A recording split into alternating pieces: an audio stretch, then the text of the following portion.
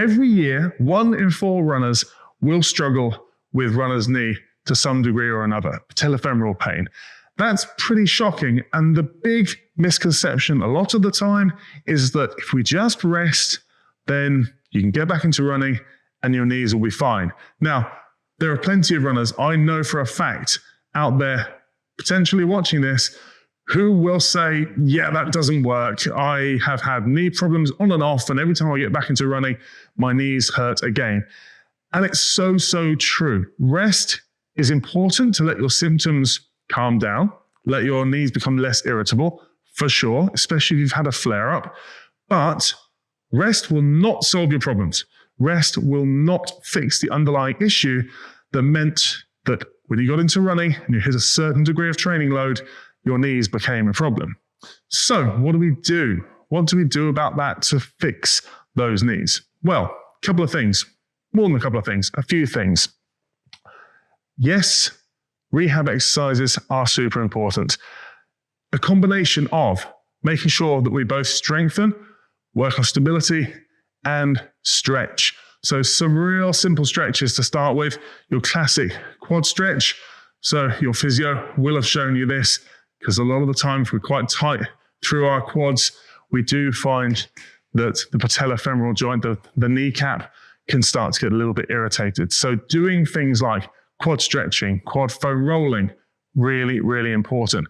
Hip flexor stretching as well. So down in this half kneeling position here, tilt the pelvis back, squeeze your butt, feel the stretch down the front of the thigh.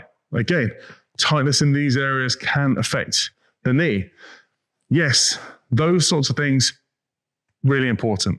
But we also need to think about what's happening from a movement patterning point of view, a stability point of view, to really help this kneecap, this patellofemoral joint, thrive rather than struggle when you're running. Because it's a joint that sits between the ankle and the hip, two really mobile structures, but ironically, a joint that thrives on control and being very specific about alignment. So if you're not able to control the movement from down here, not able to control the movement from up here, the knee's going to be put into a position it doesn't want to be in.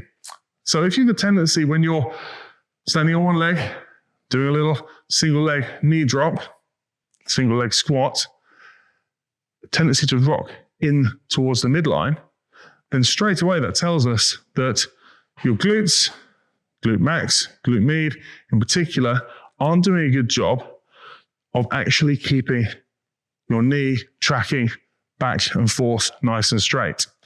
If, as we unlock the knee, the thigh, the femur, adducts and internally rotates, because the external rotators and abductors, again, those glutes, aren't doing the job to control the knee, then if you can't do it in that controlled setting, what do you think is happening likely when you're running?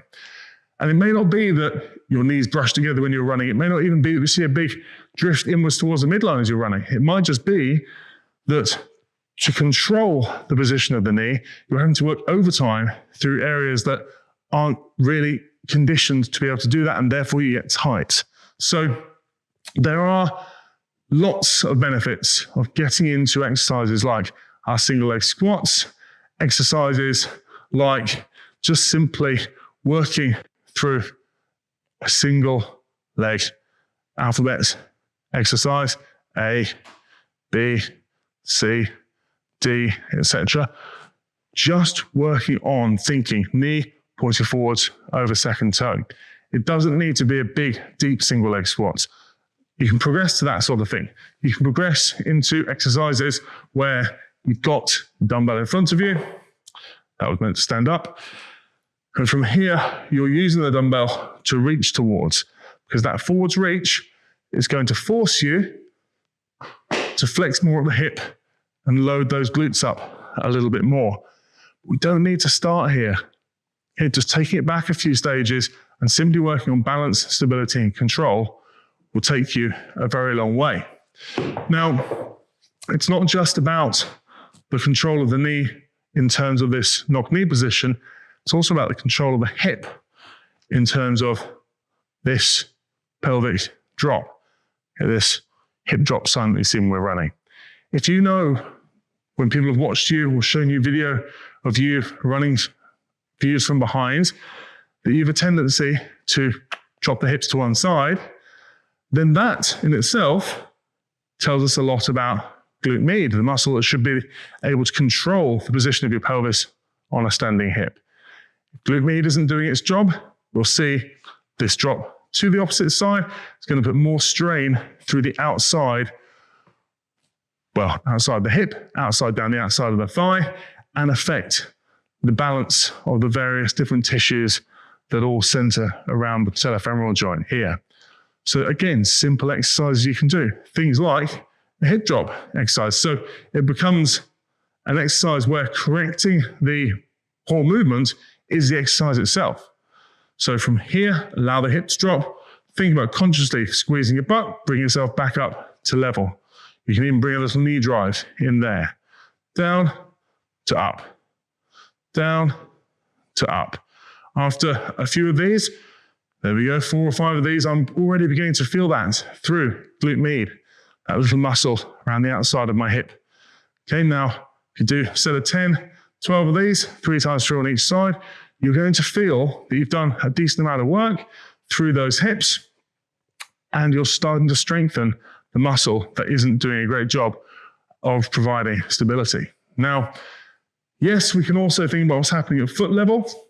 If you have a tendency to feel that your foot collapses in towards the midline, what I would do is start out, if you find with these exercises that barefoot is challenging when it comes to keeping knee position because of that collapse of the foot, you can start out doing these in your running shoes. So a little bit of stability, a little bit of support will help the foot maintain a nice controlled neutral position, which will at least mean that your knee stands a fighting chance of maintaining control as we work through our little knee dips into our single leg squats, because it's all about repetition and repetition of good movement patterns.